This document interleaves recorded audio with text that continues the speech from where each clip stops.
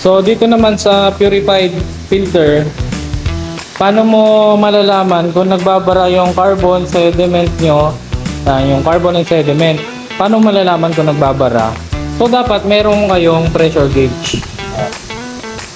Makikita nyo yung delta P. Ayan, may pressure gauge din dito.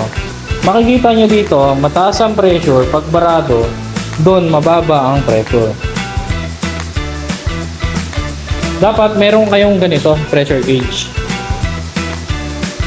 Kahit dito sa mga FRP tank, ayan, meron kaming pressure gauge dyan. Before multimedia, napaka-importante po nyan. At after ng multimedia, napaka-importante rin. In between ng softener and carbon, importante din yan. Then after ng softener, meron din dapat.